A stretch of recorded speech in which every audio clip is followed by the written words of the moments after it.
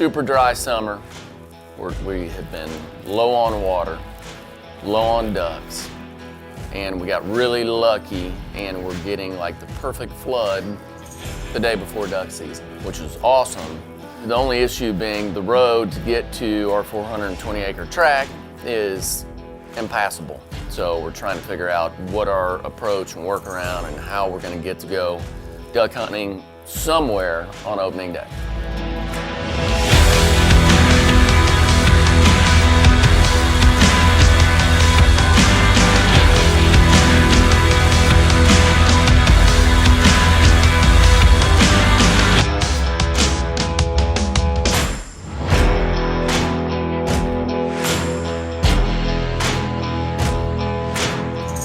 It may get too deep to cross because there's a couple wetlands through there, so we might not be able to get across there.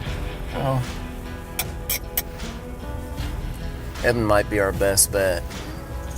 In the next 12 hours could be totally different, but we'll at least lay some eyes on it and see what it looks like in the morning. But I'm definitely not planning on taking a vehicle up to Locust Grove. I'd say that's gonna be pretty unlikely, which means big walk or talk about life and drink coffee. So what you're saying, it's liable to be all underwater in the morning. That's my guess. Yeah, I agree with you. I'm with you. I think our best thing to do is go back to the house, gumbo early, let it all marinate, go to bed early, get up, check the water, and make a plan, which may include bacon and coffee and a bunch of stories about the good old days. It's about all we can do, man. Well, one thing's for sure, Mother Nature's in charge. Yep.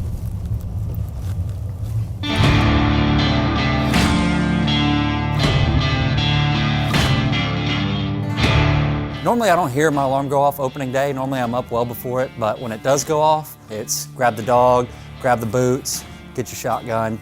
I'll never sleep in. There's no way. If it's an opening weekend and I'm here, I'm gonna go. It's chaotic most of the time. Something always goes wrong. This year, when you throw a flood in the mix coming up here to ours, you throw everything out the window. The playbook that you've been thinking about all summer is gone. And the normal pass in to get to where you're wanting to hunt are now underwater. We're on private land, some of the best private land in the country, and we're still going back to our roots and walking in. It's 100% back to the basics. Rule number one is you gotta be where the ducks wanna be. Heaven was gonna be our only option. There were decoys there. We had a difficult way to get there, but it was a way to get there. It was really the only place that we could go and hunt, so. In a perfect world at Heaven, we drive the truck up to the blind, throw everything out, versus the river came up 6 extra inches and we had to divert, go the opposite direction of the blind, go all the way around, then park, and then say, I think the blind's 200 yards that way, maybe. And it turns out it wasn't 200 yards that way, it was a lot further. Even though it's a long walk, you just dig down deep and you go through that effort. It's opening day.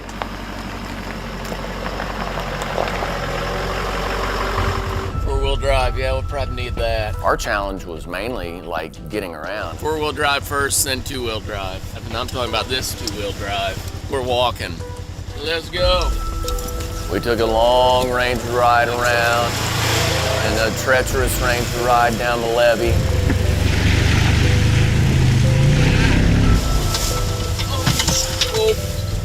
Everybody in? We're in. Levee was a little hairy. It's all part of the adventure.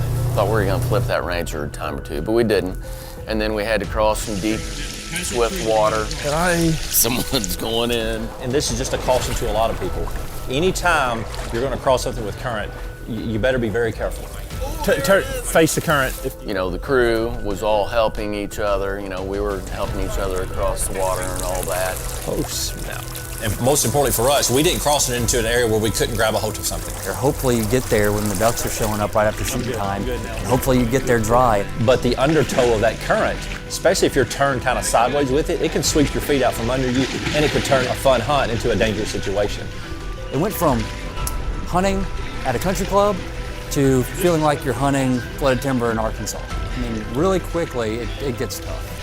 As we're going through there, to be honest with you, there are second doubts in my mind of, I don't know if we're gonna be able to cross this creek. You know, there's a lot of current coming through here. Woo, she deep, she deep. But anticipation for opening day, a lot of times reality's out the window and you just go and you make it work. We made it. Pass that tree, you're gonna have a drop.